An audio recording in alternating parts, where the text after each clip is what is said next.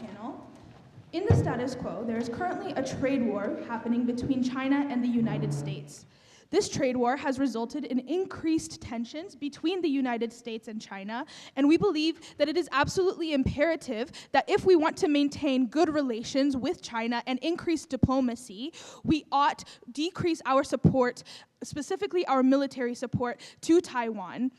We believe that because of this increase in tension with China and the US, and considering who our president is, the way that Donald Trump handles diplomatic matters, the way that he perpetuates certain xenophobic stereotypes with his rhetoric, and the way that it has spread internationally. But on top of that, considering that he is the first president from the last two administrations to accept requests from Taiwan for increased military support, like buying fighter jets, we think that this has led to an absolute maximization of the possible tensions between China and the United States, and we believe that it is absolutely imperative that we decrease that support if we want to maintain international peace.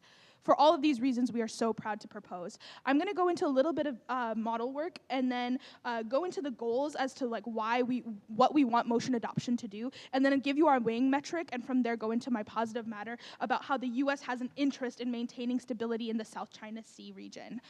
Okay, the first thing we want to make absolutely clear is that a decrease in support would look like exactly what the Bush and Obama administrations looked like. That would mean not only not selling weapons to Taiwan, but denying their requests for increased weapons, like the fighter jets, like the F-16 fighter jets that Donald Trump just approved to send to Taiwan. Approximately 60 jets are being sent to Taiwan at the moment. We think that that's problematic considering the message that it sends to China, especially with the tensions rising in the status quo, not at this time.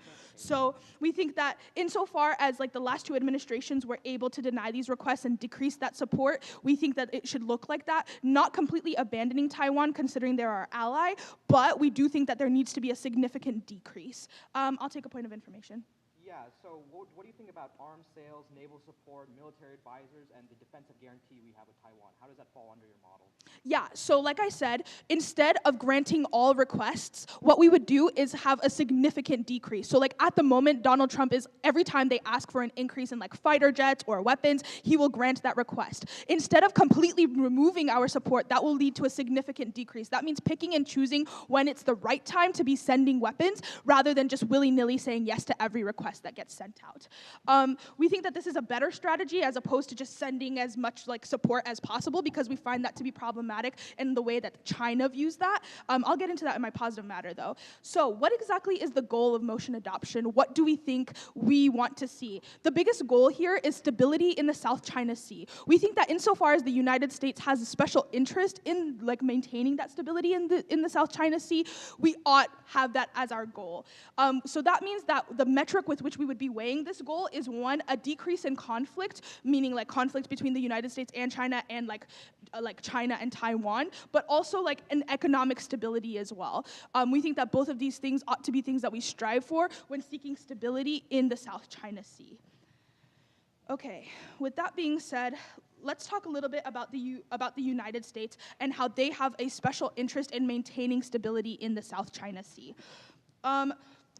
This special interest stems from trade partnerships with South Korea and Vietnam. What exactly do we mean by that? Insofar as the trade relationships that the United States has with Vietnam and South Korea are very economically stable. They're good relationships. They are mutually beneficial. We want to maintain those relationships. We think that the trade war has already put a strain on global economic trade and the way that people view economic relationships that have been built, economic alliances that have been built on the global stage. We think that this also puts these relationships and ties that the United States has with South Korea and Vietnam specifically at risk. We think that insofar as this relationship is already being challenged by current tension, we ought preserve it.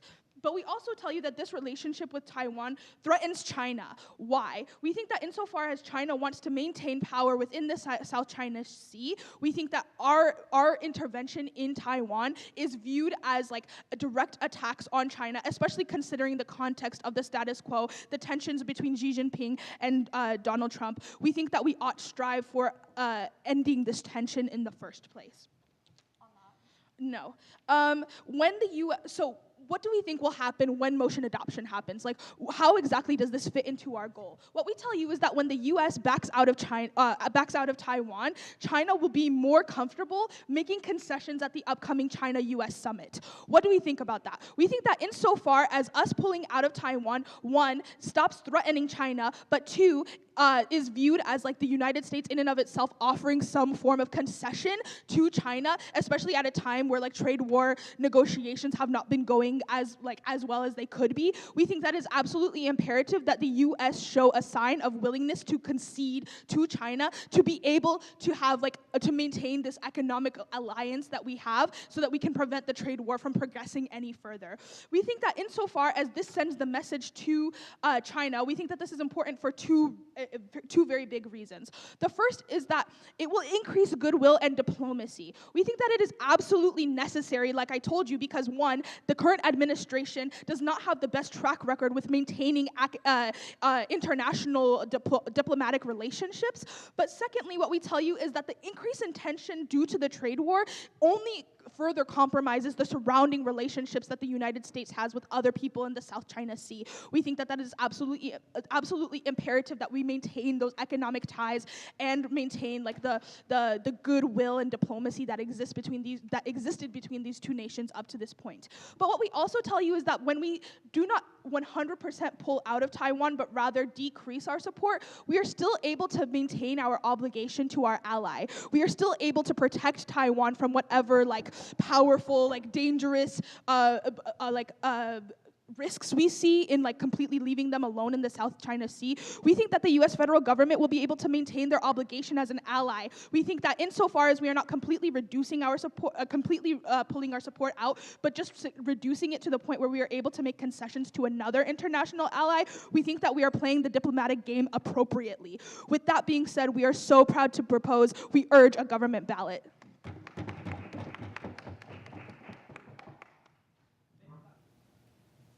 We think the role that Taiwan plays in the relationship between the United States and China is one of huge symbolic and actually material importance. We think we can analyze the importance of Taiwan to China and its interests and how it views itself and portrays itself in the rest of the world, and that's why we'll win the debate today. So I'll have two major points talking about US and China direct counterbalancing, and second, about allies in the region. But before I do that, I want to get on to some refutation from what we heard from the PM. Okay, first on their model. So they just say that they're going to deny further arms requests.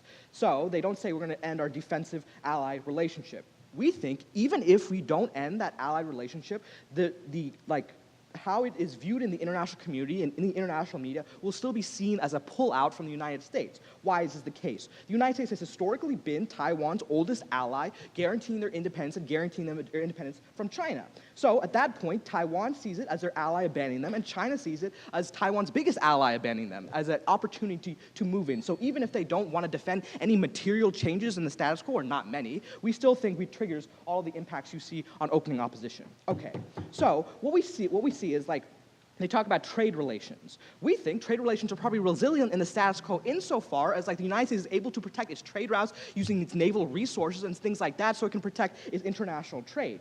Their main link is they say there's going to be concessions that China makes. Well, I don't think there's necessarily going to be concessions if they're talking specifically in their scenario about the trade war. Insofar as the United States still has tariffs on China, they can't really reduce tariffs, otherwise they look weak in the international community and they're put at a comparative disadvantage of their economic producers. And they don't even say what these concessions actually are, so I don't think you can grant them the specificity of any of the links that they hold on their side of the house. And on the impact level, even if they get concessions, we still think they'll be small and temporary. Note that abandoning Taiwan, or the symbolic abandonment of Taiwan, is like a signal forever that Taiwan's government can no longer trust the United States. Even if you get concessions, like tariffs get lowered and United States businesses get better for the next 5 or so years, that's not a long-term view looking at the future elections of the US president, the Taiwan president, and the government in the future. Okay, first point about power balancing to China. We think the kind of conception you get from the opening government is incomplete about the relationship between the United States and China. We think China does exist as a threat to the United States' power projection, and economic interests in East Asia. Why is this the case? We think like why Chinese power projection is a problem is insofar as it has the naval resources, as you've seen in the past, to build islands in the South China Sea, and it's the ability to influence other states in the region, and the Senkaku Islands, and other like Southeast Asian states. We think this is a problem for the United States insofar as what are the United States' interests in East Asia? We think they're twofold: military and economic. Insofar as military, we think that the United States has an interest in power projection in that area because we think there's a lot of important interests, United States interests in East Asia, such as South Korea and like the stability of Vietnam and stuff like that. Second, obviously economic. We have a lot of trade partners, and like the very fast and expanding economies you see like in Singapore are very important for us to protect. So why is Taiwan and the symbolic support of Taiwan so important for the United States in its relationship to China? One, we think it's like the symbolic importance Taiwan has to China. You need to look at the history. You need to look at the history between China and Taiwan. As in, it was like the war between the Red Army, Mao's forces, and Chiang Kai-shek, and that they fled to Taiwan. This has been like a historical failure and a symbolic reason why communism is unable to like control the entire continent of China, and what is seen as like a huge source of propaganda. So like in terms of like when you have like a semi-authoritarian state like in China, they want to control their people and control the information they have. The fact that there's an island of resistance that literally asks for independence from China every time they get a presidential election is very bad for their international credibility and their credibility among their own people. That's why China and Xi Jinping cares so much about Taiwan and wants to like influence the elections, even annex it. So it's very important in this case. And we think there's other reasons why Taiwan is important. For example, it's a financial and economic center. And secondly, it has a location in the South China Sea that makes it very important for power projection. So how does the United States enter into this area? We think if the United States is less likely to support militarily Taiwan, what does this mean? What does the world look like? At this point in time, we think that like, even if we think at the point when like Taiwan has less military jets, less arms or whatever, they're less likely to like the China is making its analysis and cost-benefit analysis of a like aggressive actions holding like military exercises near Taiwan are necessarily easier in their mind. They think if they don't have those jets, we can roll our boats around them whenever we want because they can't try to fight us. At that point, they project their power much more. What does this look like in terms of tangible impacts? At this point, we think China, with this now more aggressive mindset, it sees that it's now put one over the United States, is likely to do a couple things in Taiwan. Try to influence elections, more likely to be aggressive militarily, and try to win the ultimate victory of annexation. Why is this bad for U.S. interests? U.S. is unable to counterbalance Chinese power projection and its disadvantage in terms of other countries like as the ASEAN nations. And we think it's better for stability in whole. That's our terminal impact, right? We think at the point when there's when there's multipolarity within the region, and you really have China and U.S. interests, and both of their like boats to be in the same area, there's less likelihood of like China projecting its power and like using its power to start wars or small conflicts or proxy wars with other states within the region. We think that's best for everybody in the region. Less people die, and we're very happy to have that impact on our side of the house. Yes? Okay, I think that if Taiwan is as important to China as you say, why would they attack Taiwan just simply because the United States has less fighters? There was a link in the case there. Because currently they feel like a war with Taiwan means a war with the United States that is unable for China to support because they are the financial interdependence with the United States. We think at the point where it signals that China and the U.S. and Taiwan are less linked, they're more likely to be more aggressive. Even if it doesn't lead to all-out war, it's more likely to lead to influencing elections, trying to get people elected to the Taiwan government, they're more likely to support reunification, right? Second impact about like our allies within the region.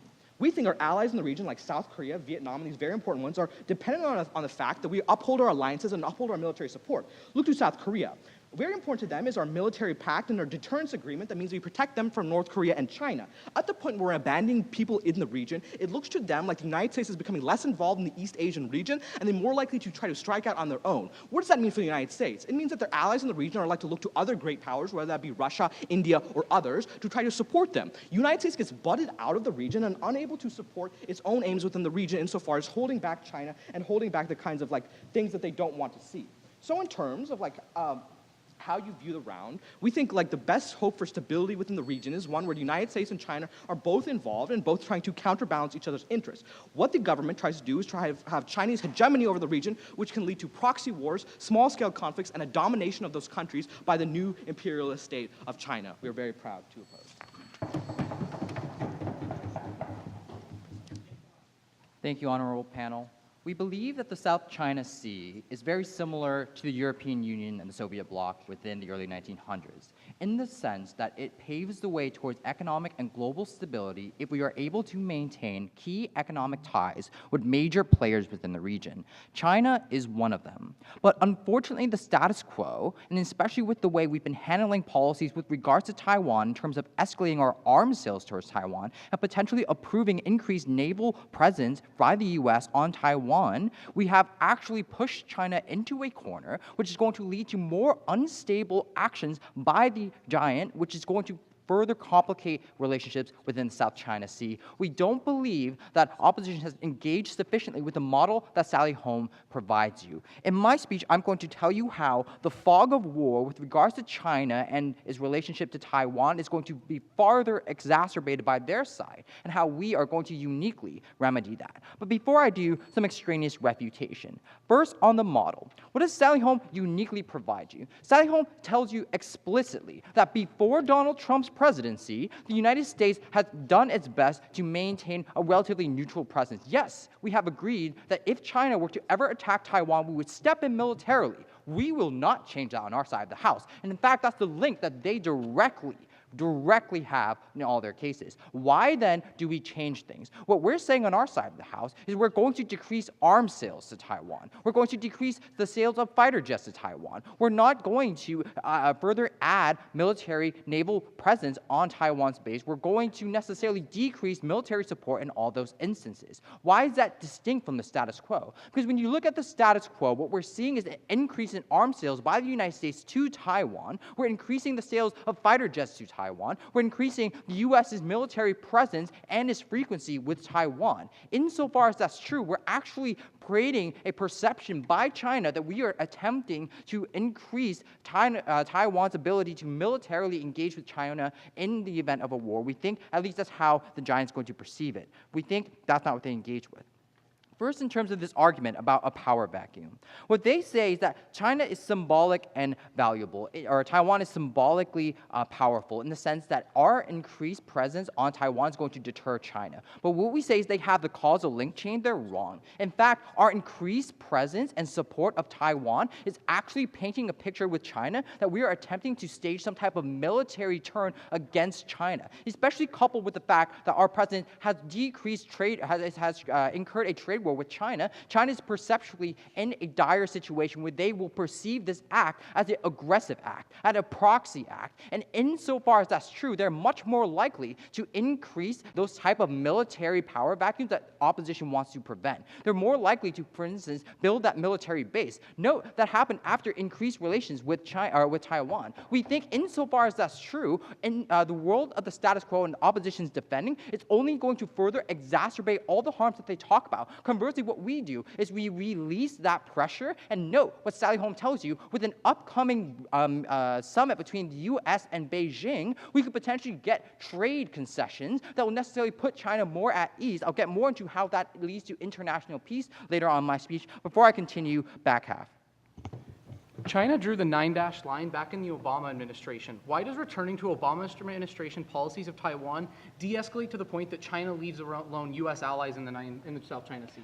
Because with the Obama administration, we did not have the increased amount of pressures we have on Beijing currently. What we say is perceptually, with the de-escalation and military support, it will at least make China more comfortable considering this massive amount of trade war between the US and China that they haven't experienced before. What they're trying to reconsider is a strategic relationship with the US, and we deliver them assurances that we won't try to cut the giant out.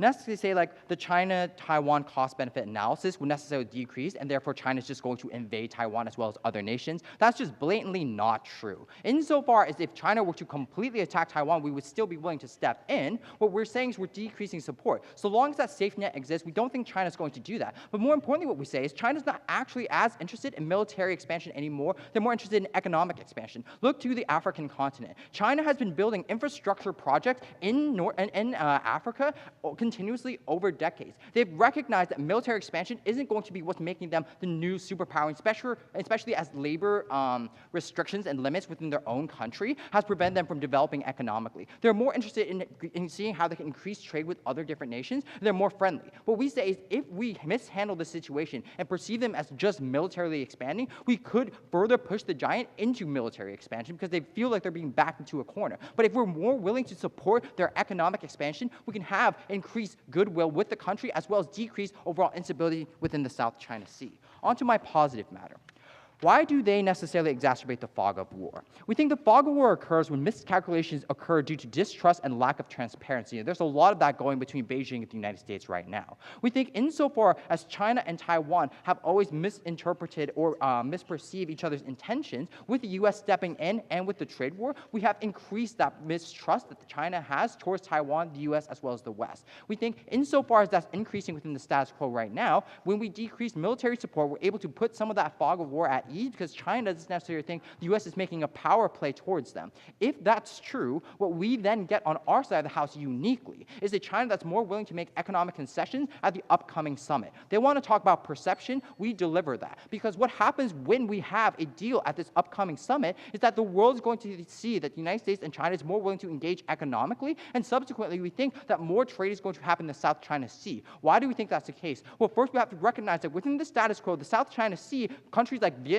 and the Philippines, who would directly suffer at a U.S.-Sino conflict proxy war over Taiwan, is making gears and movement towards being able to maintain economic stability. They're worried that they're going to be destroyed in this upcoming conflict. At the point where this concession happens, we think they're going to be assured they're more likely to engage with one another, as well as China and the U.S. We think insofar as that's true, we're going to get more stability within the South China Sea. Fundamentally, their argument is as follows. If we do the motion, we're going to lead China to just attack whatever country they want. We think this is an unrealistic assumption of how China's policies operate. What we say is China wants reassurances. China wants to know that they have a pathway towards development. And what we do uniquely on government bench is deliver that to them. Insofar as we're able to deliver that to them, we increase economic, political, and regional stability. We have fulfilled the criteria that they have not engaged with regards to Sally Home's speech. We're proud to propose. So I think this debate is about, one, what the international value that Taiwan has to both the U.S. and China, but then also I want to look at what value does Taiwan have, or in terms of democracy and the ability for these people to have the right to self-determine their own right and to what state that they can identify with. So first I want to look at what value does Taiwan have internationally to the U.S. and China. My refutation to the opening government will be interwoven throughout. So I think you can weigh the material that my partner gives you against the claims of diplomacy that you get from opening government, insofar as OG tells you that stability is key in the region and we need to like protect stability, but they don't give you any significant analysis of what the stability actually looks like. Rather, we tell you that China is significantly more likely to increase their aggression in the region when the U.S. significantly decreases their military power. Why is this true? I think that when China is able to make moves to unify Taiwan and they're able to act more aggressively and have more influence in the region, they are less likely to have it be incentivized to stabilize the region in a way that is proximal to U.S. interests. So, and I think when opening government talks to you about, they have this impact of stability tied to the idea of concession and miscalculation, right? That by having this motion, the Chinese will be less distrustful of the U.S., they'll make concessions, things will be more peaceful. But I think this is false because we give you the analysis for actually the incentive structure of China in this region. I think if we can look at the fact that they would have no incentive to act more peacefully or give more concessions to the U.S., if they're holding their own in the trade war and then suddenly they're able to rectify what is seen as the biggest shame and failure of the Communist Party by acting to unify Taiwan or having more influence in the region they're in, then they're just going to be more incentivized to have more power in the region. They're able to use it as a source of propaganda and to influence other states within the South China Sea and to close out trade routes to increase their own hegemony in the region. When opening government tells you that, oh, China isn't interested in military expansion writ large, we tell you, though, that Taiwan is a special case in which they do have an interest in this kind of of military takeover or unification in the case that it is seen as a failure of the government and of their party to not have Taiwan being able to be recognized as part of China, and they're not able to exert control over that region to the extent that they would like. So this provides the incentive in terms of perception. China will have a unique opportunity to influence when they have this perception and they're able to be seen and make a case for their own show of strength in the region. So I think we can also look at what this message signals in terms of a pull-out message to other countries in the region. I think, one, the U.S. loses its sphere of influence in several ways, first in terms of military power, and then in terms of economic stability, which also clashes with what we hear from the opening government. So I think when we can look at U.S. interests in the region in terms of military power projection, they want to maintain their own military interests to keep peace within the region and to exert their own global hegemony, right? But what does this message signal to their own allies? For instance, the U.S. has a similar security guarantee to South Korea, right? That they'll protect them from China, North Korea, etc. But the problem is that these sorts of security guarantees only work effectively if the country that's being protected can actually rely on the country promising the security guarantee, right? It relies on this kind of intangible idea of trust that they can rely on the word of the country. However, given that the U.S. and Taiwan have signed an agreement and they have their own security guarantee, when the U.S. significantly reduces its support, I think other allies are going to worry that the U.S. is likely to significantly reduce support of their own countries within that region. And then this incentivizes countries like South Korea to look elsewhere because they fear that the U.S. is no longer a stable provider of security, and they will either pursue their own more militarization in that country, or they seek other allies to protect them from what they perceive as threats. This is something that does not go addressed by the opening government. I think secondly, in terms of U.S. interests economically, the opening government tries to tell you that the U.S. will be better off economically. But I think insofar as the U.S.-Chinese relations are relatively resilient in the status quo, insofar as they do have some level of interdependence. However, when you have the U.S. decreasing their support of Taiwan in the region, and we tell you that then China uses this perceptually as a case to make a show of strength and to project their own influence in the region, it makes them more likely to be able to use propaganda to influence other countries and close out trade routes to the U.S., right? We think the U.S. has a significant interest in maintaining its naval base and its own trade routes in the region to protect its economy. We don't get a significant response from this from the opening government either. So I think we can win on the U.S. interests here and trying to reduce the amount of Chinese power in the region. Did anyone have a POI? Yes, back half, or front half, yeah. You don't get to tout about symbolic significance of Taiwan and then claim that this is not a big enough concession to increase diplomacy and goodwill between the two nations. You have to pick one, and even then, you still don't engage with our analysis as to why this backlash isn't going to happen in the first place. No, that's not our link story, though, right? Our link is that Taiwan has significant symbolic value to China. So then when they are able to retake China, they fuel propaganda for the Chinese government that then they are strong and they have a unified China, and that they are able to then use this and use the relative weakness or pull-out signal that the U.S. sends in order to exert influence within the country. I don't think they're going to be more incentivized to play nice when China only cares about expanding its own power, right? It doesn't care about being nice. I think it would rather care about expanding its own sphere of economic influence and diplomacy within its region, and doesn't necessarily need to make significant concessions to the U.S. to do that. Okay, second issue in this debate is I think we need to weigh Taiwan's ability and its right to self-determine and how this significantly hampers the ability of the people to do that. Recognize that the Taiwanese people don't want to be part of China, right, by and large, and I think people have a right to self-determine for themselves and not be subsumed by the Chinese imperialist power. However, the U.S. will not be able to adequately protect Taiwan in the government world. Why is this? I think the message of decreased support is enough to justify Chinese occupation and military invasion, insofar as Xi Jinping has said explicitly himself that he will not rule out military expansion, and he will use any means necessary to unify China and Taiwan. So insofar as that's increasingly likely, but yet under the own opening government model, the U.S. won't be able to provide an increase in arms sales to Taiwan to actually help them defend. I don't see how Taiwan is able to actually defend themselves significantly against a full-fledged Taiwanese occupation or use of military force, right? So I think that the significant decrease is enough to hamper Taiwan's ability to self-defend their own territory and in effect be able to self-determine for themselves what states they identify with. I think we don't want to see the possibility for Taiwanese people to be subsumed by Chinese imperialism by when the US is no longer able to significantly defend them or provide them the resources and structural support that they lack on their own. So for these reasons, I'm very proud to oppose.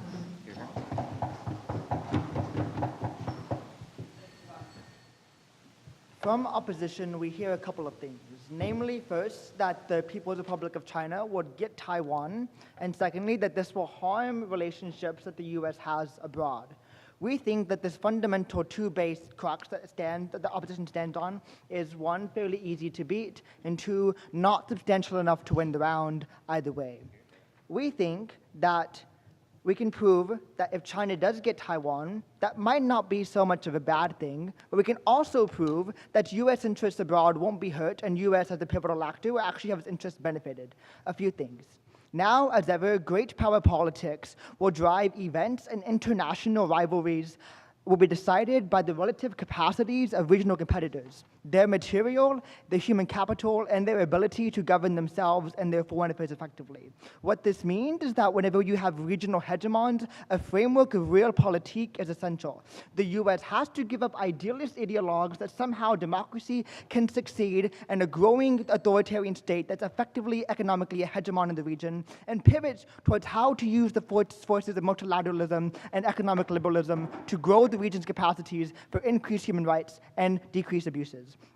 A few points of refutation. We think that the argument that this will somehow ruin US interests abroad is something of a wash. The US is still to this day a liberal hegemon in the West, and we get away with the majority of things that we do. We think that the US can pull out of the Paris Climate Agreement to not act on things that like literally recognize the Golan Heights and still have good faith standings with the majority of our allies because of things like economic interdependence. Then increasing US pivots away are actually not that big of a deal, though perhaps unfortunate. The point is they're not actually an impact.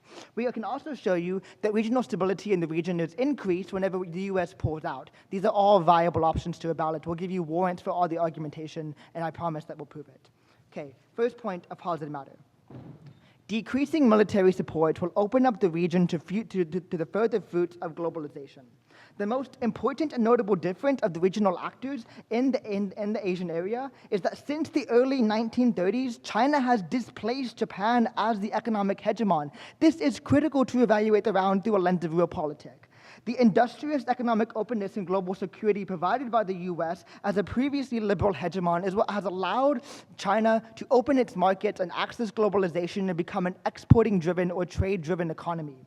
Recognize that US interest in Taiwan hinges on an old idea that democracy in the Asian peninsula or in the area is stable, and that US interest in the region will somehow make the US a pivotal and liberal actor even in that region. US interests are always driven by trying to create hegemony power in other areas. When the US realizes that it's not going to be the ultra-liberal hegemon in the Asian region, it can further its prioritizations on expanding and utilizing those powers to increase access to global trade routes, and recognizing that increasing globalization prototypically means that you increase access to human rights and literacy around those issues as well, and increase democratic civilization. Here's the Chinese example, that autocracies, stable autocracies, actually make good economic powers and partners. We see this currently in Saudi Arabia, where ever since the 2014 oil boom and then afterwards spike, a stable autocracy makes a good economic partner for a US liberal hegemony. Similarly, US interests prove that stable autocracies that have authoritarian characteristics are not bad engagements for economic actors to have, insofar as those powers are economically stable and willing enough to open their markets to trade and the ideas that globalization brings.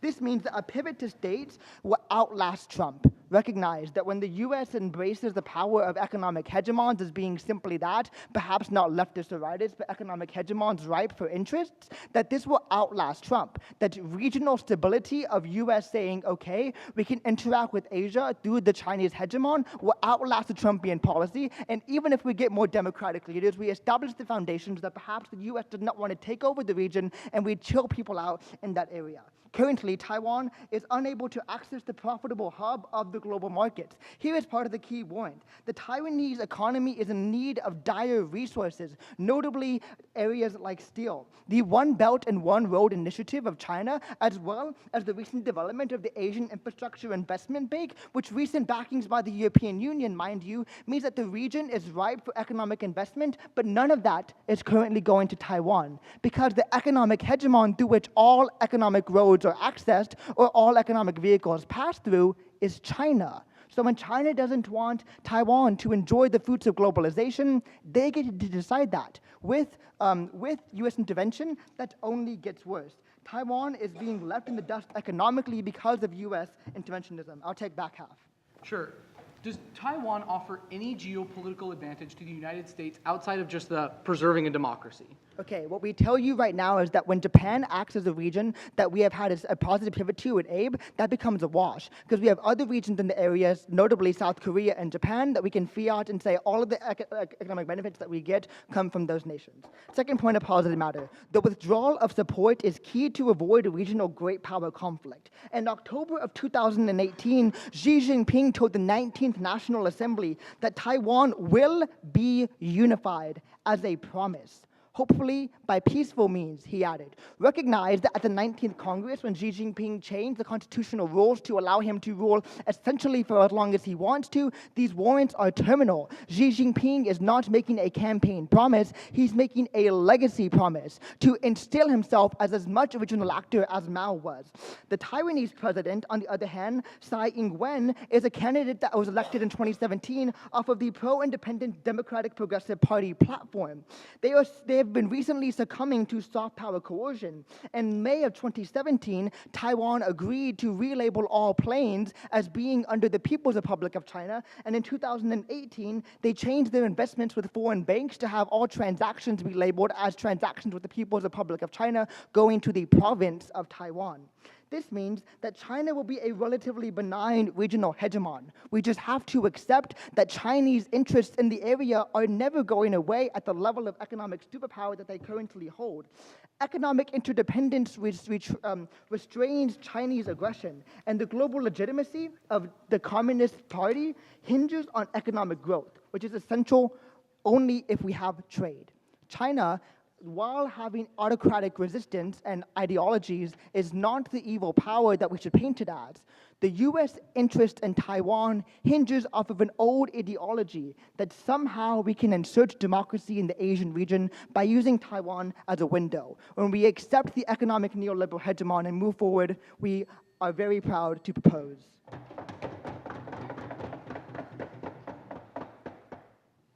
Frank and I begin with the bold claim that China is not a good faith actor, and that they will never seek to preserve or in any way negotiate that preserves United States interests. We buy opening government's analysis and framework and the weighing mechanism of United States interests. We think CG is mispointed when they try and frame it as just what's best for Taiwan, and we tell you they don't do enough work linking it to US interests writ large in the region. We'll prove why. First, under refutation of opening government, we tell you that the United States buildup in Taiwan was response to China aggression in the South China Sea, not the other way around. Thus, just decreasing it doesn't mean China just all of a sudden abandons the 9-dash line in the South China Sea. Even if you buy that though, don't buy that though, take opening opposition's analysis that tells you the importance of Taiwan to China.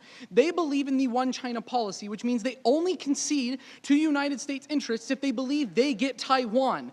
If then we don't give them Taiwan, Frank and I will tell you why this significantly increases the chance of conflict between the United States, Taiwan, and China if China thinks that they get Taiwan. If China doesn't buy they don't get Taiwan, we don't get any concessions from China in the region. Let's move on to CG. First, this notion of a stable autocracy is always best for globalization.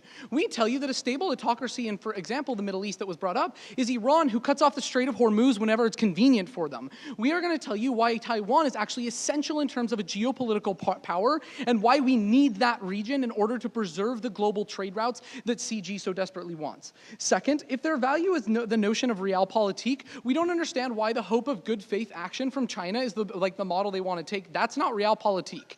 Finally, this notion of Taiwan, we don't think that if Taiwan would be so great off with just getting globalization from China, like, I don't understand why they continue to take United States military aid. We're going to tell you why this is so contradictory. Top half gives you a really good idea, though, of why this harms United States allies in the region and why they run from the U.S. Frank and I want to tell you exactly why, though. The relationships between China, the United States, and other countries in the regions are fundamentally changed forever. The first, though, is we want to frame to you what China's goal is in the region. The first of which, we think it's correct that they note the one China policy. However, we want to talk to you a little bit more about this One Belt, One Road initiative, because we think it's important. The way that China seeks to develop its trade routes in the region, though, is not in a way that is benevolent.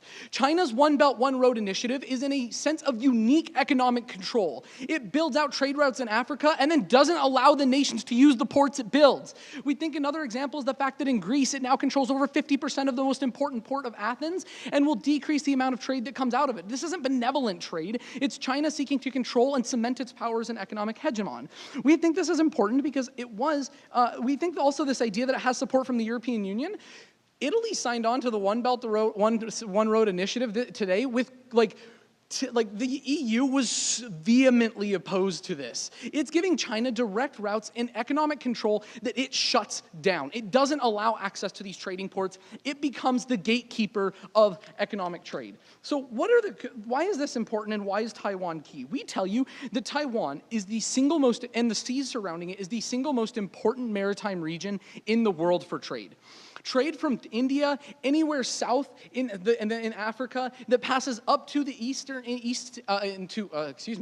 Asia Sea, passes through that region. We tell you that region is essential control for China. If it cuts off that maritime route, it cuts off trade to the region. At the very least, even if you don't buy that China just gets Taiwan, we tell you that decreasing that and that control and giving China more control means that it captures more trading ships that come out of Australia like it already does. We think it tells you that it already violates the sovereign water rights of other countries. We tell you China does so further. Why is this the case? We have to talk about current perceptions. One, China's preparing for regional conflict. They're building 5 new aircraft carriers right now and working on significant development in the region. Two, the United States' efforts are in no way seen as offensive measures. The United States isn't going to launch an invasion from mainland China. It's defensive. We think that that's an important notion to note because it's not about the United States trying to challenge China on a war front. It's simply about this creation of a permanent stalemate in that region. We tell you we want that region to be a permanent stalemate. We're going to tell you why that uncertainty, though, is dangerous,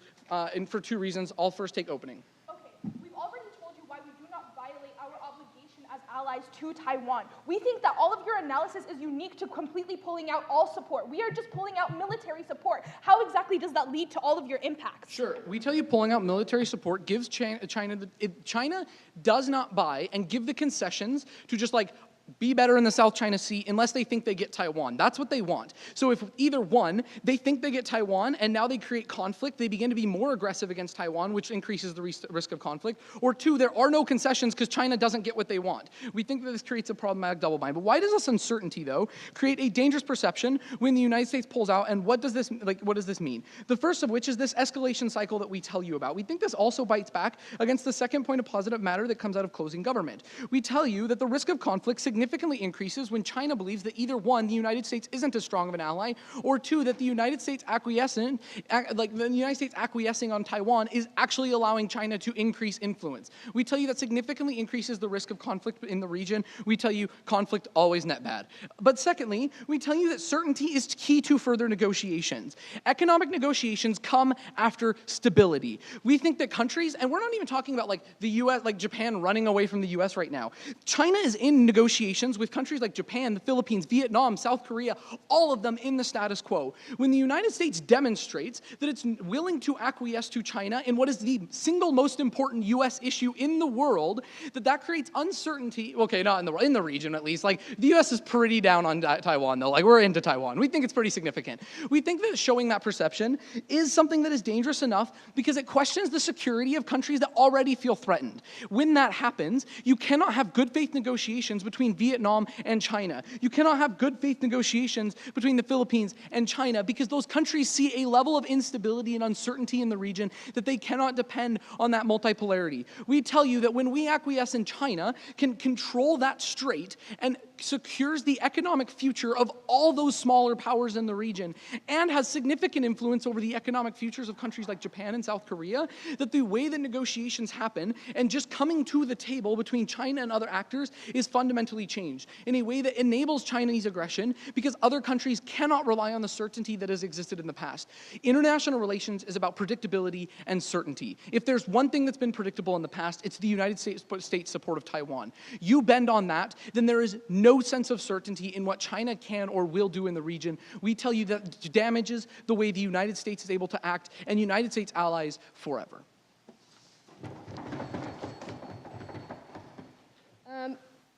My grandma's from the Philippines, so when I was growing up, I always heard the South China Sea referred to as the Philippine Sea, and this is a very confusing debate for me just because of that. Anyways, I'm going to get into 3 questions to contextualize this debate and show you why Nick ends up winning it, right? First question, will this increase stability in the region? We think that this is sort of what the top half debate is. We think opening government comes out on top with this. Second question, which is what you get in the back half from closing opposition. Is Taiwan the most important thing for China? The answer to this is no.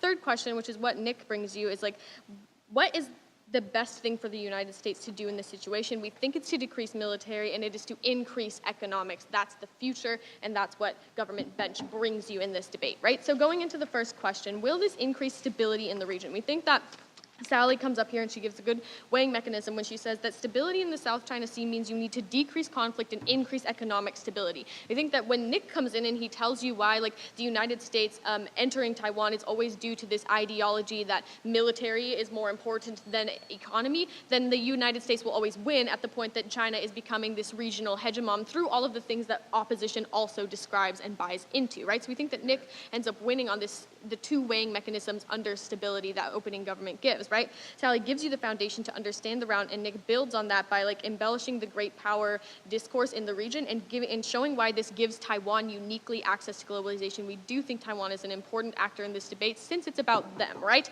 Okay, and then what do you get from the leader of opposition? The leader of opposition tells you that, like, the main point that the leader of opposition gives that undercuts all their analysis is like, if the United States is not there, China will see an advantage, jump onto Taiwan, and use military action to annex them. That's basically the logic underneath all of what the leader of opposition says, right? Well, Nick shows why it actually might be the opposite, where like the United States decreases, China sees less of a threat and is more likely to act peacefully and increase economic relations with Taiwan to help them and try to annex them peacefully like they did with Hong Kong. We think that China has shown this pattern, and this is kind of what Nick uniquely brings you, right? China has shown this pattern of using econ to reach their goals rather than military, and the United States needs to play on that same field with them by decreasing military powers and using economic powers instead.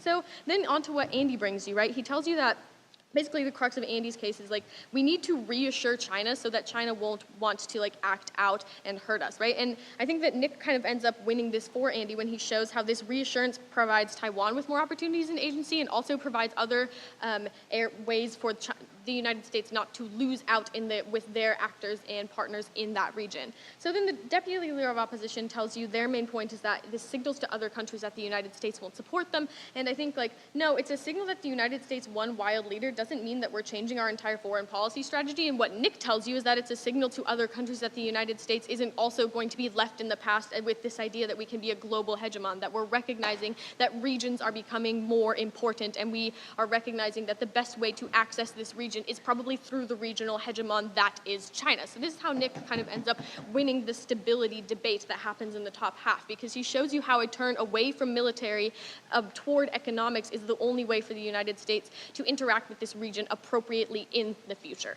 So then on to the second question, which is like, is Taiwan the most important thing for China? I think that the member of opposition kind of reiterates this again and again, right? They say that, you know, China is not a good faith actor, and like that their analysis basically states that all China wants is Taiwan, and it is the most important thing for them. Like, I think that I don't necessarily buy that this is true, but if it is true, like, I think that it is maybe the most important part of their entire plan, right? And their plan involves soft power and econ, not military power. This is what Nick brings you when he talks to you about how their efforts to become a regional hegemon have been through traditionally soft power like economic development, and that they're excluding Taiwan from this purposefully because they see it as like people who have betrayed them. Whereas if the United States were to pull their military power out, they might see it instead of the Taiwan Taiwanese people having betrayed them, that they are turning towards the regional hegemon that is China, because they're not trying to win out with the United States as they have in the past. Yes. The reason China can control other countries in the region is because they fear Chinese military power and other power.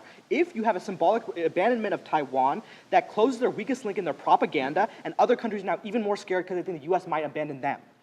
Okay, so on this propaganda point, because I do think that's legitimate, we need to win on this point as well. I think that on the propaganda point, like, in terms of this whole, like, you need to annex for propaganda, Nick tells you that, like, first of all, they want to do it peacefully because this is better for propaganda, right? It's not a unified China if you have to, like, oppress people in order to make them unified, right? We think it's more likely to be a better message for propaganda if they're able to annex through soft powers and to gain control through soft powers. And this is where the example Nick gives you of, like, putting the Taiwanese People's Republic of China on their planes fits into this debate, right? We think that China's going to use their soft power to further this propaganda before they're going to do military intervention, and that they prefer to do it through this soft power, and the United States is keeping them from doing that because they see it as a threat, right?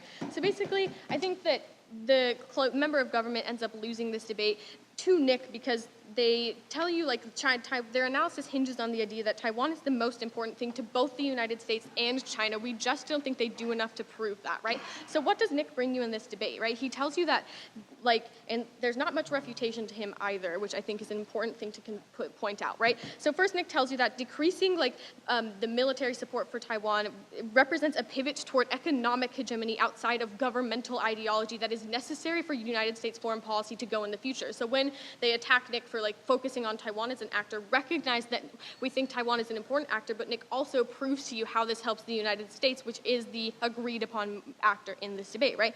Nick tells you that, like, this shift will outlast Trump and strengthen the United States in the future because it gives them the opportunity to interact with the regional economic hegemon, and which is where the future of the globe is going. It's no longer going to be the United States promotes democracy everywhere. It's going to be regional hegemons interacting with each other economically, and the sooner the United States buys into this with the first step of Taiwan decreasing military in Taiwan, the sooner they're going to turn towards that future and be benefited in the situation, right?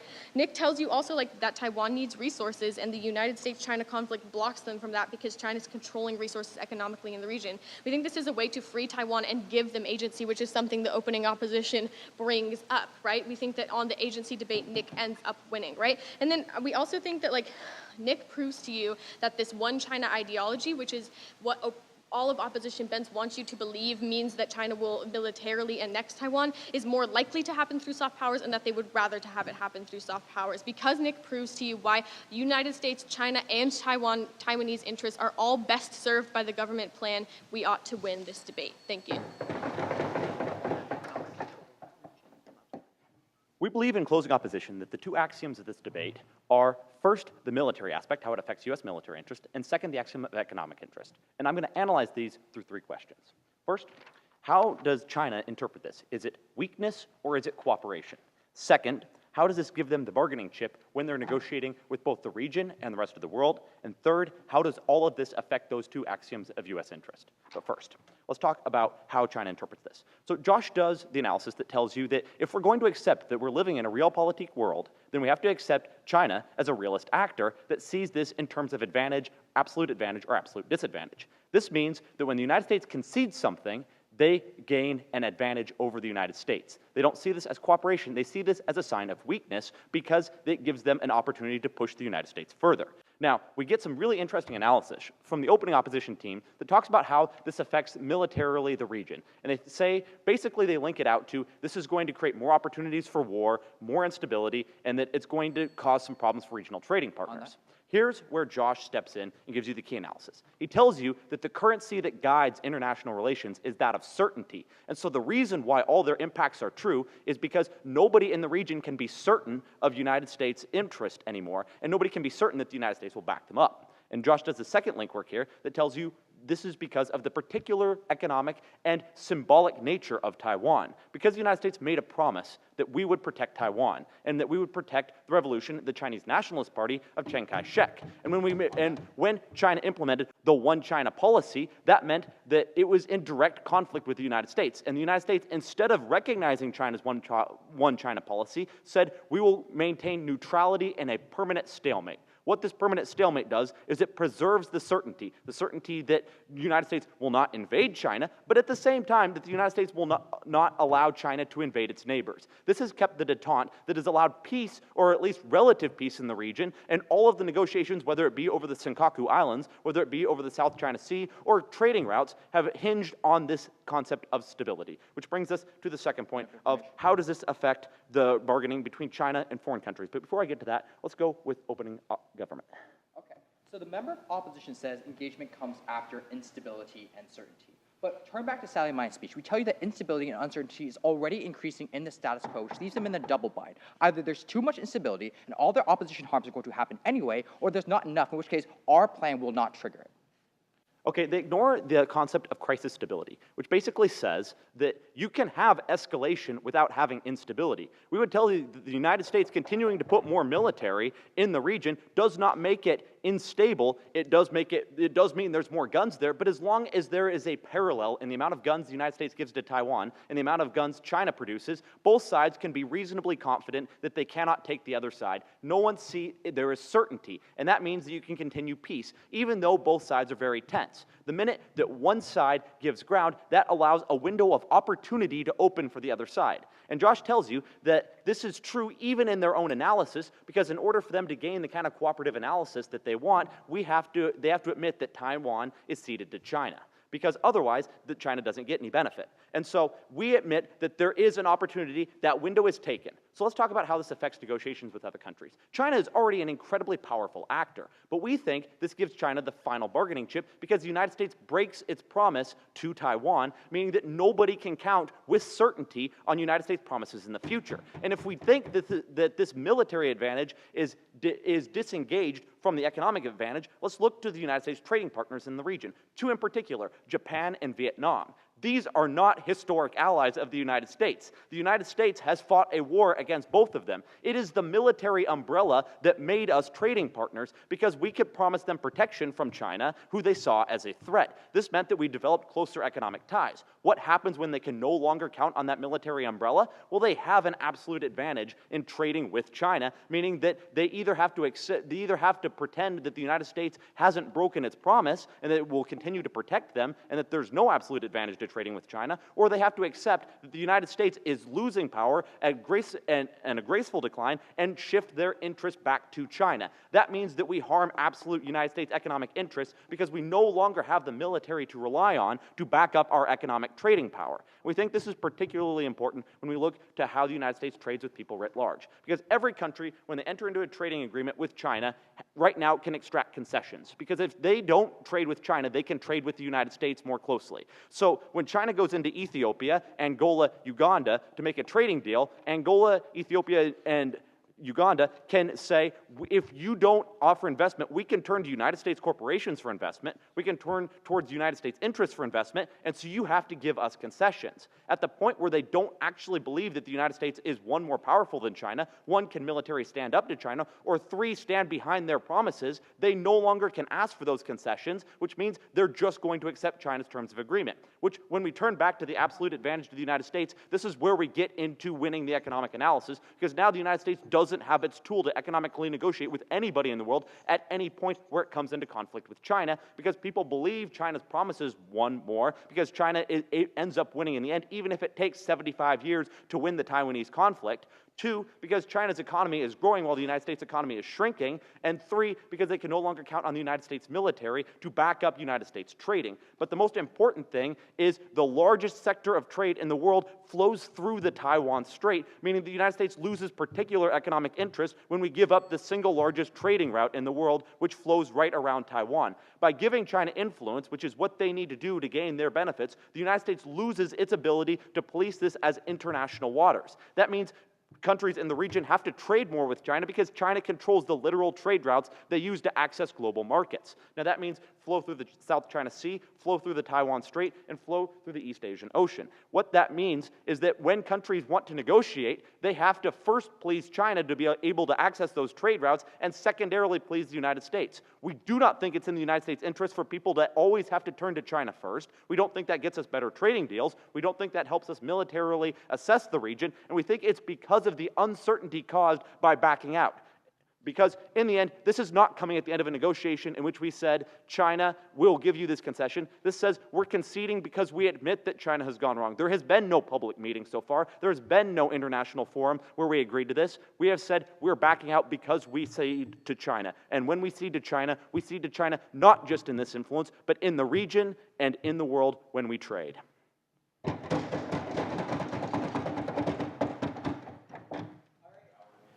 You're good. I mean, it's being live streamed, so it's not like this is hidden information. That's true. That's true, too. Yeah. All right. So, good point, John. I have as a clear out for me opening gov, as a pretty solid in for me closing op, and then as a tentative in closing gov and a tentative out opening op. Okay. What about you, John? My initial rankings were a gov sweep with 1 to closing government, 2 to opening government, 3 to closing opposition, 4 to opening opposition. So 1 to closing government, you said, got the 1? Yeah, closing Okay. gov. Okay.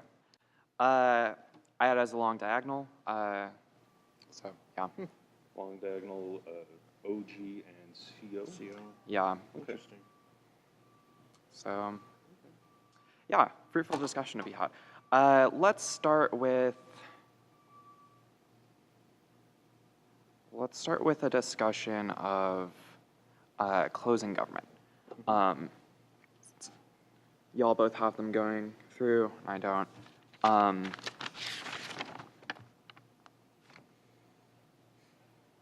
What, I mean, chair's discretion and all, I'm curious what your OO sense was. For Yeah. me, they were the 4. Calvin was leaning out. Were they like I the basically 3s, like the have them 4s? as a 3, basically, right now, if I had a 4 ranking, yeah.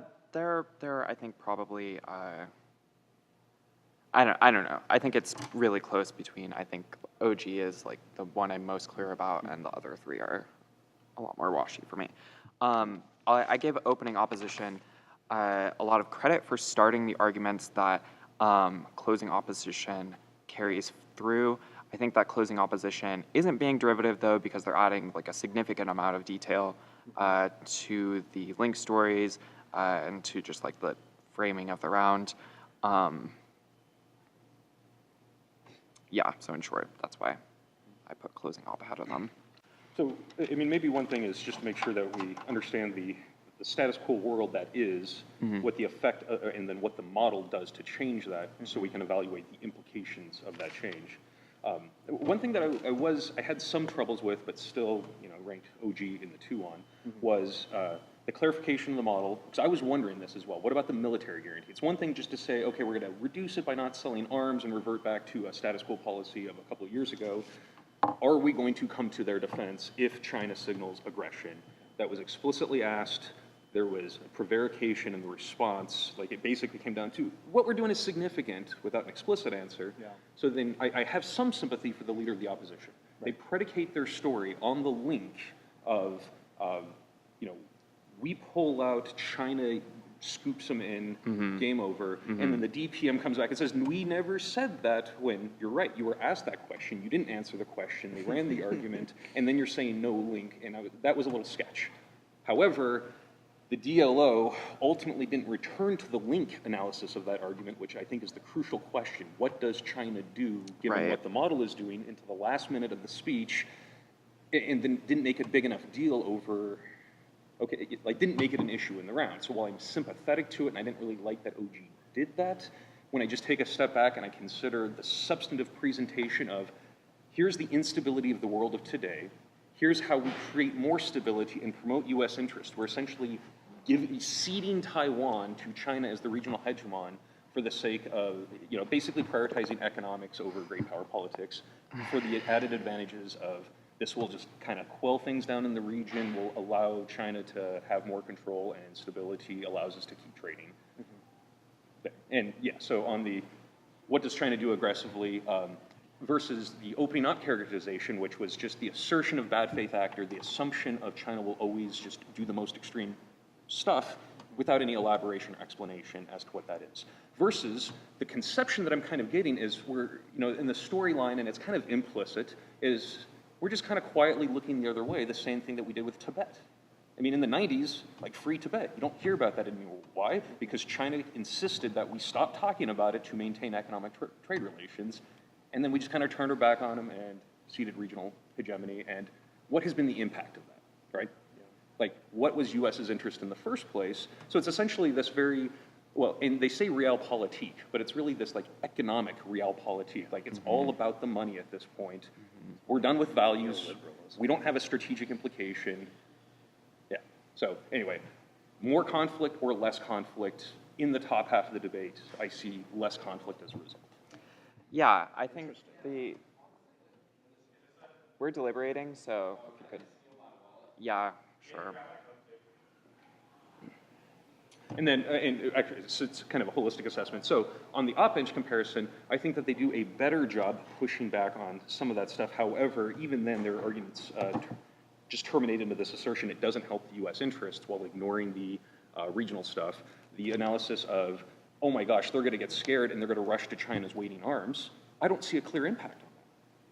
Like, yes, that's exactly what they're saying, but we're ceding that for the greater good of great power economic relations, which is of a greater interest to the United States, and the secondary interest of, fine, China, we'll let you control the region, and then that way we can continue trading with Vietnam and South Korea, and essentially reorient ourselves from the conception of East Asia as a military interest to purely economic, let China have the region.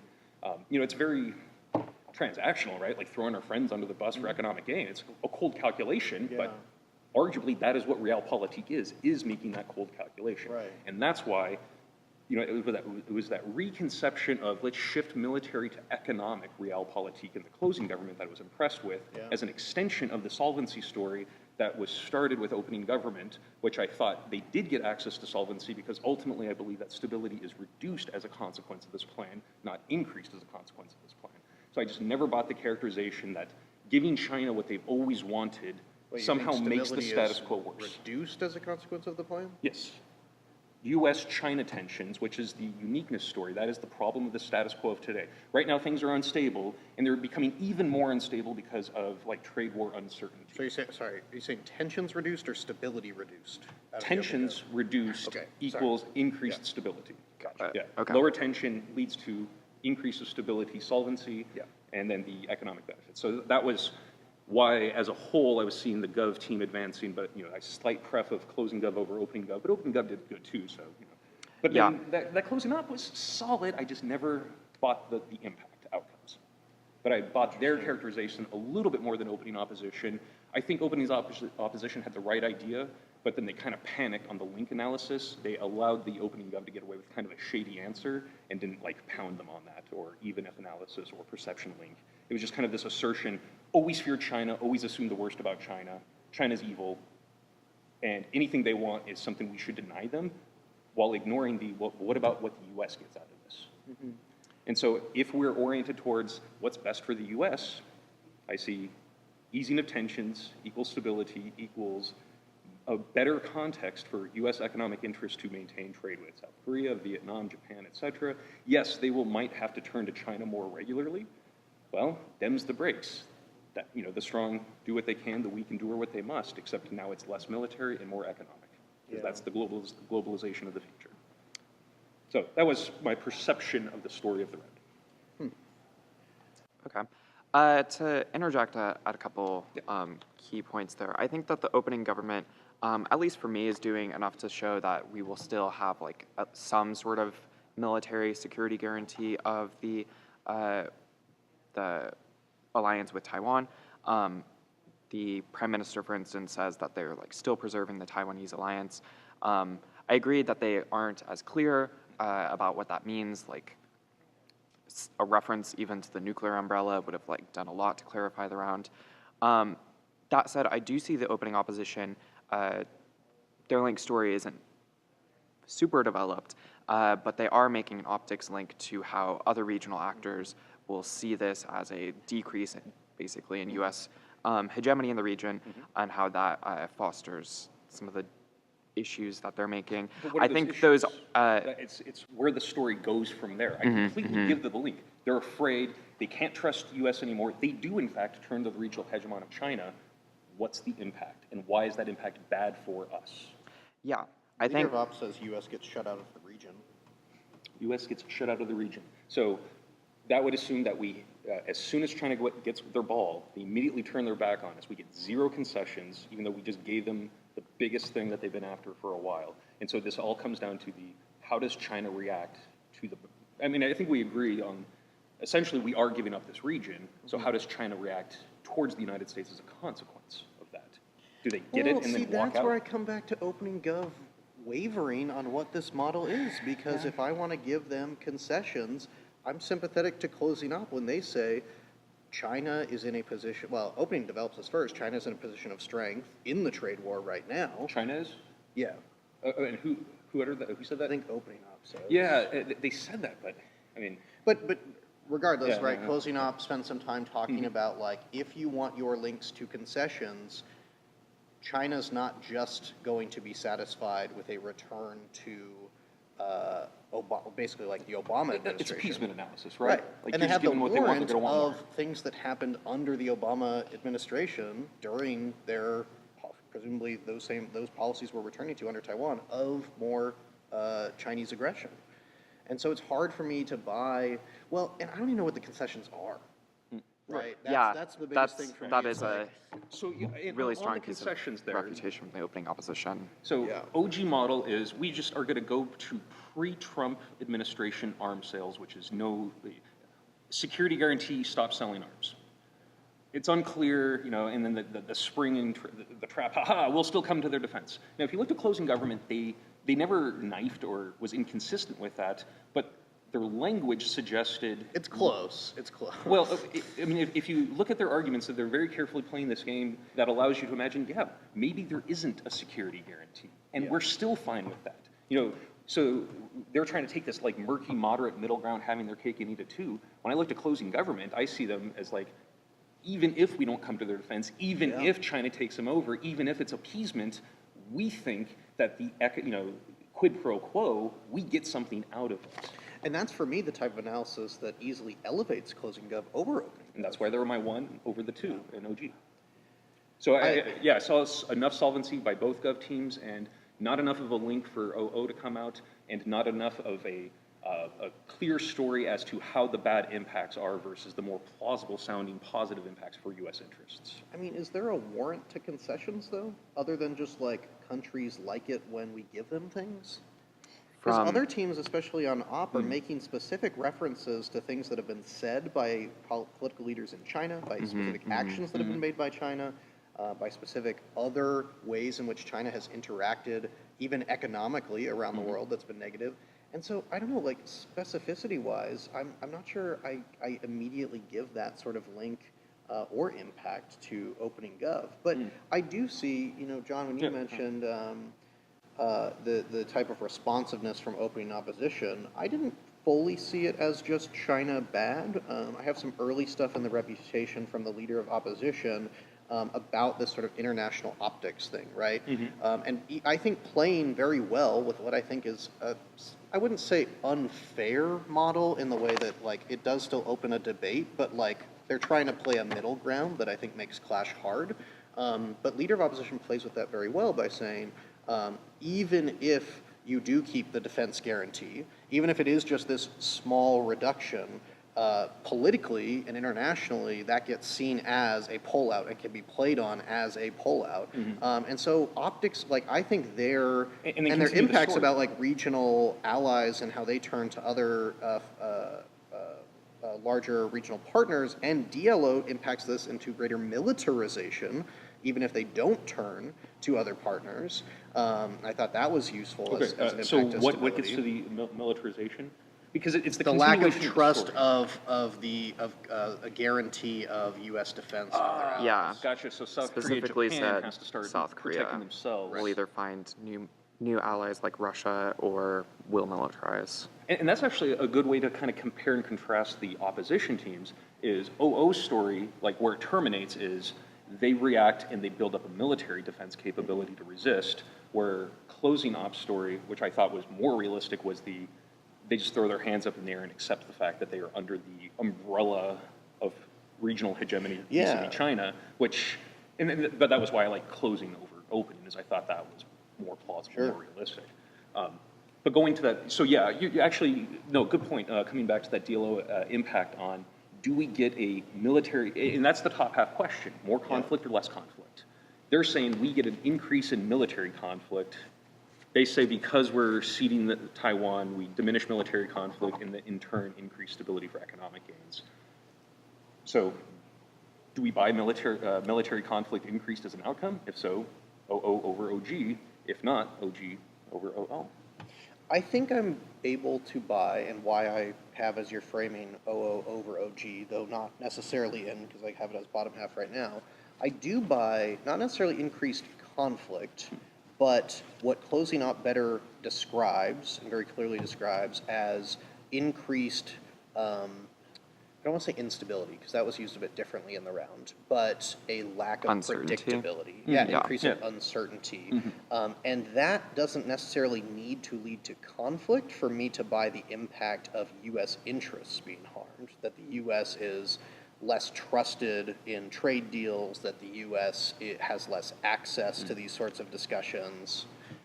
And here's kind of a fun meta level spin on that. If certainty is the goal, they ask the question of, well, what are you going to do? And then the prevarication answer, and then, aha, no, we were going to defend them all along.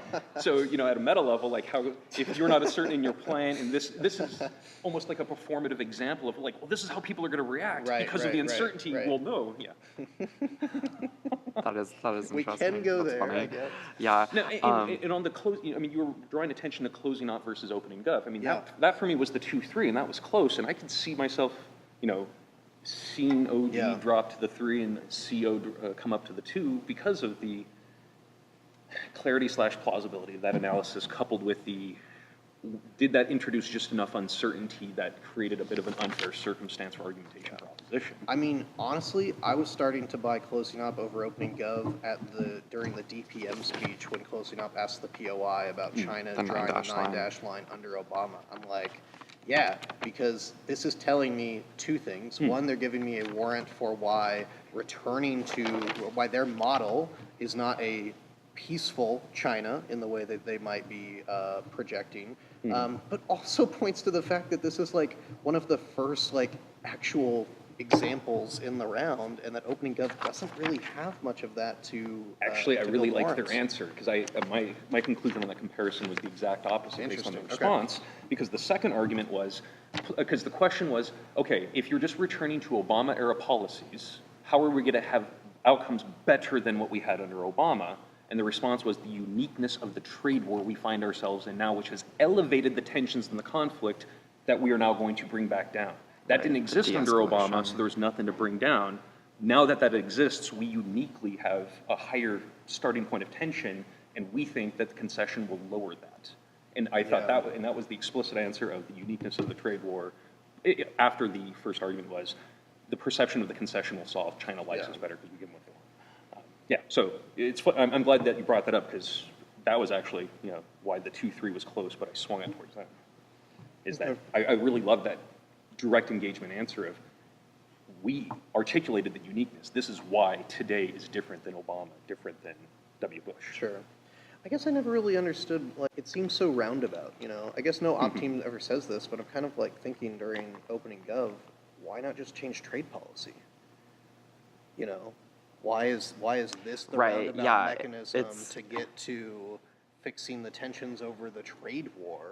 Right. And I know it's not trying to Which say, unfortunately like, you know, didn't enter the round. Like, that's the motion. I get that, but like that's where closing gov for me is a bit stronger to talk about sort of the larger value of doing this, not specific to one point in time. I mean, they even say specifically this will outlast Trump, and this goes beyond that. So I thought they were closing gov was playing a bit more with solving or producing sort of broader impacts. Yes. Well, and again, I had them. I know. I'm not. Closing gov was good, and they were my one. So if they go through, I'm not happy. You had closing gov in as well, right, Angie? I had them out, but it was you did. close. Okay, I'm sorry. Yeah. I should have written that down. I missed that. Can you actually, Angie, if you just want to give me your diagonal. prelim? Oh, long diagonal. That's right. Yeah. And John, you had a gov sweep with 1 to closing. Yep, 1 closing, 2 opening, 3 closing op, 4 opening. Cool. Okay. Sorry, I should have written that down earlier. And even though opening op is in the 4 in this round, I mean, I think they did the right strategy. I think that was good argumentation. And it came down to how they handled the link and how they were able to adapt that into what more plausibly or likely happens and whether it's good or bad. So, which is what I love about it. I mean, this was a really good debate because it gets into absolutely. that specificity and nuance. It's true. There's a wealth of examples. Yeah, I don't know. I definitely give the opening government a lot of credit for their ability to basically point out the issue that you're seeing with the opening opposition, that the link story just is not there, especially for this China invasion of Taiwan example. I think that the closing opposition is able to maybe provide more of that link analysis for why there's going to be perhaps some sort of annexation, possibly violent, of Taiwan. But unfortunately, I think that the opening opposition is just hedging their bets on a different model that came out than what happened. And I definitely see why that's a problem with the opening government as well. But the reputation coming out of the deputy prime minister that, not only is there still some degree of U.S.-Taiwanese alliance, even if we aren't exactly sure where the line is, the fact that China is just preferring, as it later gets characterized in the round, soft power expansion over hard power expansion, with the example of One Belt, One Road in Africa was persuasive to me. And further in on that solvency analysis, before the POI, which showed the OG versus CO engagement, this was in response to their power vacuum argument. We're turning this argument. Right now, our presence in the status quo is increasing the conflict. So right now, the status quo has more tension and conflict, and our plan will be a pressure relief valve to bring down that conflict. Yeah. And to me, that was the analysis that persuaded me on if I'm stepping back and the question I'm asking is, given where we're at with status quo, does this plan increase or decrease conflict?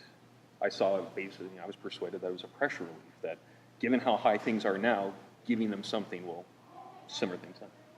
Yeah, you're good. Yeah. Anyway, so just to point that out on the flow as well, so that was where I resolved the major point of resolve in the top half on the solvency question of outcomes, and then right after that, the POI allowed me to then resolve on a direct comparison between OG and CO on the uniqueness story clarification. Yeah. So looking at closing government, I guess I want to talk about why I had the opening government ahead of them. Oh, yeah. I think some of the specific arguments that we're getting out of the member speech specifically aren't strong, I'll just say. And particularly, they're very well refuted by the member of opposition. I don't see any real reconstruction of those arguments in the government whip. I think that the government whip is doing a really good job of selling me on a gov bench win, potentially, but I think that most of the strongest arguments that they have are actually coming from the opening government. So specific things that I see in the whip speech in the member speech that fall away. The analysis that the United States has only ever been interested in Taiwan because of an interest in preserving democracy in the region, I think is empirically not true. I think that the member of opposition points that out. They also point out that the link to the economic expansion and growth that they want for the United States is that at least partially the autocracies are good, with a brief mention of Saudi Arabia as an example. Member of opposition counters with Iran and the Strait of Hormuz getting closed whenever they feel like it. Good trading partners for U.S. interests. Yeah, so I think they're mischaracterizing both the military and the economic aspects of in terms of the premises to the conclusions drawn. Yeah, which. And also Taiwan will benefit from this because status quo, they're frozen out of globalization. All of a sudden, I wasn't buying that at all. I mean, I thought it was a clever attempt, but I just ignored it. Yeah, I'm not sure how much I care about Taiwanese, their personal benefits as opposed to U.S. and Chinese in interests. This round, nobody really gave us an articulation as to the impact on the Taiwanese people and why we ought to consider them above U.S. interests. So yeah, I mean, that's in this round. That's true. completely- Yeah. I mean, this is from Gov the Whip. perspective of the U.S. interest, right? I mean, all Right. 4 teams have tacitly agreed, either implicitly or explicitly. Yeah. Well, and member of Gov, I think this idea that you're kind of referred to, John, as well, of like an attempt to show that Taiwan would kind of tacitly accept sort of being subsumed or annexed into the PRC. Oh, they don't want to, yeah, they definitely don't want it. And if we were to remove the security guarantee, they would roll over and accept it, though. And if anything, the presence of that security guarantee is really kind of wonky. But there's anyway. Sorry. Yeah. I don't know. I Taiwan think Relations member of Act of opposition 1979. does a good job with that, of like trying to draw tension between the fact that Taiwan accepted that increase of U.S. military aid, and according to Opening Gov, regularly asks for more. Oh yeah. Yeah. Yeah. No, But that's is true. also like relatively willing just to accept China as the hegemon and sort of. It is not. They do not. Yeah, want it at all. and- It's a question of whether, in spite of what they want, do they fight to the death, or do they accept the yoke of Chinese influence? Which Closing Hop is the one who makes that argument for other countries, and actually has, I think, more clear links and warrants to say why why nations would be forced into unfair trade partnerships with China. Right. But what's the impact to U.S. interests? Like, I will concede all of that. Well, and the I U.S. isn't in those negotiations.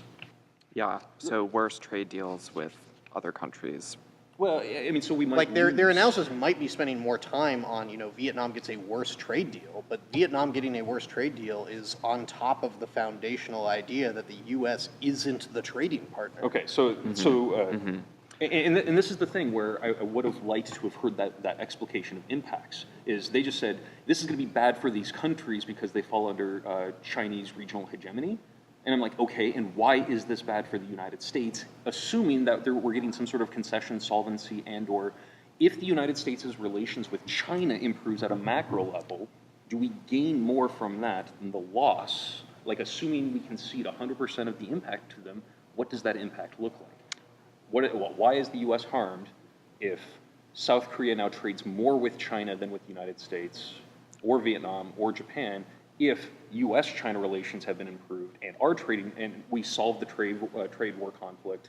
Sure, and we but go back Closing to Gov macro isn't relations? making that comparison either from the other side. They're not And talking in about- defense of closing opposition, I think that they're consistently in both speeches saying that China will control the maritime trade routes through the South China Sea and therefore be able to just like cut off U.S. trade with countries could. entirely. And that is a possibility. That is, Which- as a policymaker, I would factor that in my decision making. Like, Yeah. that is a possible outcome. How probable is that outcome? And what is the Yeah, magnitude? yeah, definitely. I don't think that they're doing a lot to show that it is probable. They don't like indicate the incentive that China would have to do that. But I do still see it as an In the context of the impact. realm, though, my problem too is how probable is it out of Closing Gov that Taiwan just sort of Rolls over. It rolls over, or how probable is it from Opening Gov that China actually offers these concessions at the upcoming summit, even when most of our defense guarantees of Taiwan remain intact? Or Like, out of opening opposition, I'm not sure how other probable. teams are doing, like, I agree that's China what just invade. enhances the argument, but that is needed and would enhance arguments from every team. That's true. That's and true. it comes back to, I mean, my initial observation is I was really kind of concerned with the clarity of the answer on what exactly is being done for us to evaluate what the implications of Sure. that are.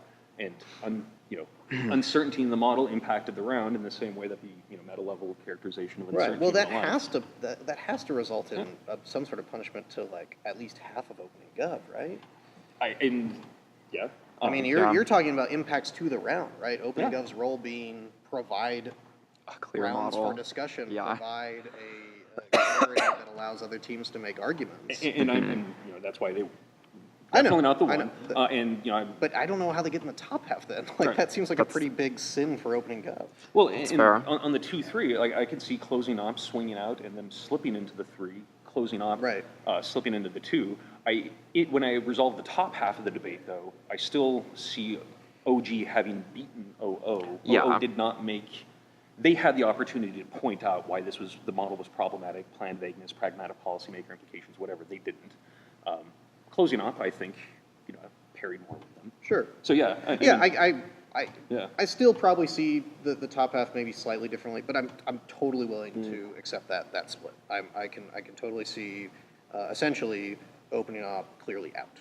Right. If that's sort of the next sort of step in the decision making process we need to make. I'm fine with that. And so, Calvin, your initial call, and it sounds like even now, on the long diagonal comparison, you had CO over OG. Yeah, I mean, if I were to put numbers to it, I had CO as likewise. the 1 and OG as the 4. So it's pretty, Well, it was stronger for me than maybe others. But yes, I did have CO over OG. And I'm forgiving a pretty big sin, or partially forgiving the sin of the absence of model clarity. Right. But like I said, if they fall from the 2 to the 3 and get knocked out, I understand why. Yeah. And I think that is a valid outcome, a valid call in this round. Yeah, I mean, I think that the and then that makes it a tension between the government benches is enough for me to also agree with the bottom half debate. Mm-hmm. What's up, JT? Yep. Yeah. One thing I will say is that to go back, John, just a couple minutes ago, you were saying that we all teams sort of agreed around U.S. interests. And while I think that is where a lot of argumentation was, I can go back to the Prime Minister and see things like the goal is stability in the South China Sea, a decrease in conflict both between China and the U.S. and between China and Taiwan, and overall economic stability. And I think in some ways, closing up, while not perhaps tying all those things to U.S. interests, though I would argue there are some implied impacts to U.S. interests, is certainly playing with things like economic stability when they talk about monopolization of trade routes, or monopolization is the wrong word, but total control of trade routes and what that does to sort of fair negotiations between parties. Right. And kind of like the meta-level linchpin in all this is China as an actor in good faith or not, like, do we always have to assume the worst? Is China's interest to screw the United States at every turn, or to just improve their position relative to anyone and everyone, regardless of whoever it is? And so China could do that in the region. Yes, that's possible, and that is something to factor in, and maybe that's enough. Like, this wasn't accounted for, and that is a worthy offensive argument to consider.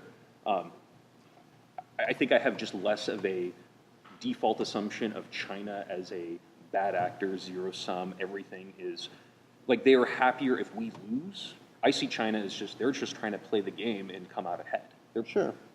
So is it in their self-interest to screw us over by blocking off the trade routes, or are they, going to improve relations with the United States because we just gave them what they want? And that's the tale of two Chinas. How did they react? Is it a positive reaction, or just a ha-ha, I'm taking my ball, you gave me what I wanted, sucker, and now I'm off to the races, right?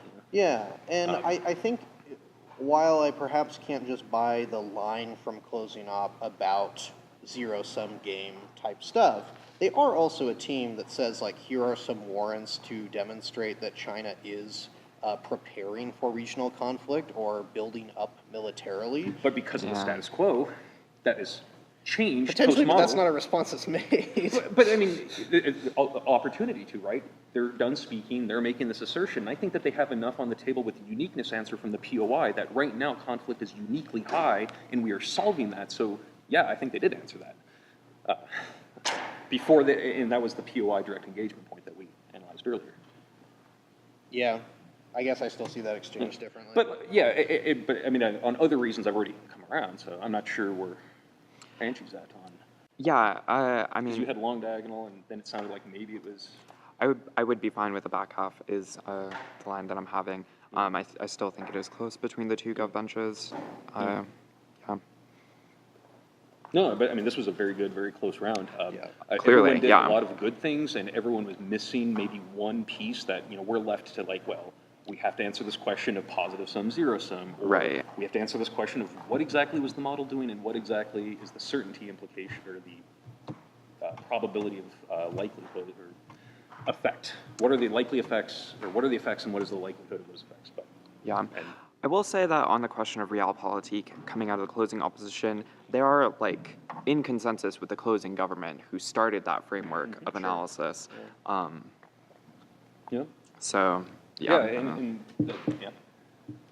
And it was kind of this like cool kind of play because realpolitik is typically grounded in hard power, great power politics, Yeah. and they're telling the story of how confused essentially me a we're bit. more, this is the 21st century. It's time to start shifting to a realpolitik conception of economic Right.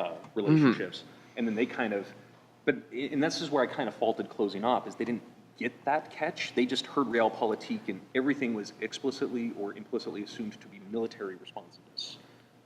Sure. But, Yeah. but that is a valid perspective. That's how the tradition derived, and they were saying, let's morph that. But yeah, I mean, I'm comfortable with a bottom half debate if that's kind of where the consensus is at. I think so. Fine with that. Being so equitable and pretty, you get a burrito. Oh, yeah, fantastic. That's a great reward for coming to an agreement. it's being Not nice. really, but everyone has been coming in. You can only come in digitally on your device. Okay, so are we in agreement then? I think so. Going Yeah. through Back closing up. gov and Fine close with out.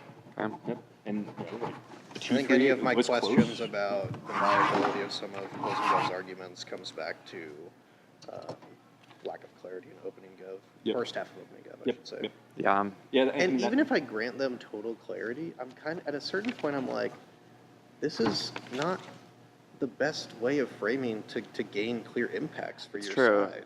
They're like, that's the best way is it's not very significant. We explicitly It's- repealed they're the hedging Taiwan a lot. Relations Act of 1979, which is the document that has created the situational uncertainty because Right, that that is has an open recognized question. Taiwan as Well, separate. But the uncertainty has been bred by that because it's not explicitly stating that the U.S. will definitively come to Taiwan's aid. It implies that. So it's that fiction that's been implied that allows both parties to kind of, like, sometimes Taiwan gets emboldened because they assume that we will. Yeah. And we had intentionally kind of left it vague, so China didn't get too squirrely. Well, if stability is the goal, we create stability. And this kind of goes back against the Yeah. certainty analysis, right? Now people are certain that we're not a good ally and we're not coming to their defense. And given this new certainty in IR, everyone turns to China. And so China becomes a regional hegemon, but maybe this is the U.S. declining empire. But again, that's a different round. yeah. Yeah. Opening government definitely could have been benefited from No, and taking they- a more hardline stance. I I mean, agree. they were good. It was close, and Yeah. but this was an out round and it was a good debate. Yeah.